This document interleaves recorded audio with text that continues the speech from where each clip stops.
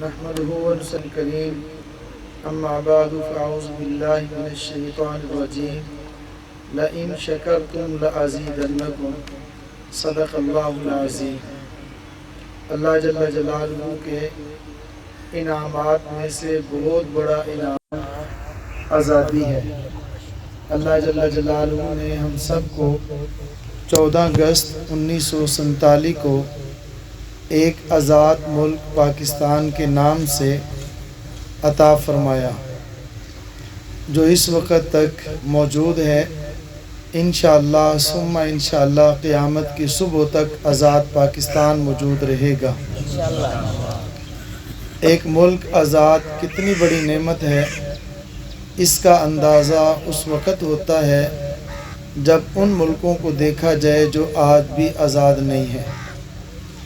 آزاد ملک کے اندر دین اسلام پر عمل کرنا آسان، زندگی گزارنا آسان، اور اللہ رب العزت نے ہم سب کو جس طرح کلمہ کی بنیاد پر سب سے پہلا ملک مدینہ طیبہ عطا فرمایا، تو اس روئے زمین پر دوسرا ملک پاکستان ایسی ریاست ہے جو کلمہ طیبہ لا الہ الا اللہ محمد الرسول اللہ کی بنیاد پر قائم ہوئے۔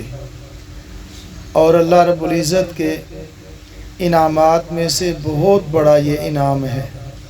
اللہ رب العزت ہمیں اس آزادی والی نعمت کی قدر کرنے کی توفیق عطا فرمائے، اور یہ آزادی ہے اور رہے گی، اور یہ برقرار ہے ہمارے ملک پاکستان کے دفاعی اداروں کی وجہ سے، علماء کرام کی وجہ سے، اور ہماری مذہبی سیاسی جماعتوں کی وجہ سے، جو دن اور رات ملک پاکستان کی ترقی اور حفاظت کے لیے کوشش کر رہے ہیں، اور یہ کرتے رہیں گے۔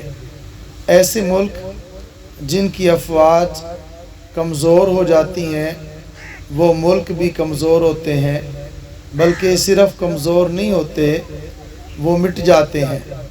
اور وہ ملک جن کا دفاع مضبوط ہوتا ہے تو وہ اس روئے زمین پر موجود رہتے ہیں۔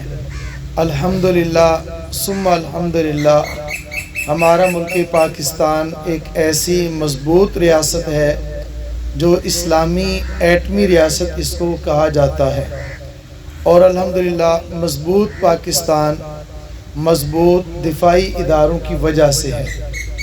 اور ہم لوگ اللہ رب العزت کا شکر ادا کرتے ہیں، اپنے اکابر علماء کے شکر ادا کرتے ہیں۔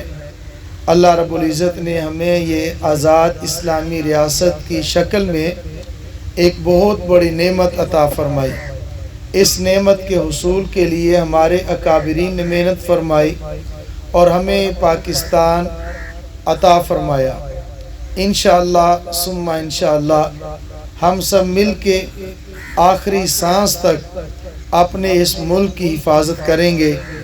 اس کے لیے جان، مال، تن، من، دھن کی قربانی دینی پڑی تو ہم انشاءاللہ دریغ نہیں کریں گے اور پیچھے نہیں ہٹیں گے۔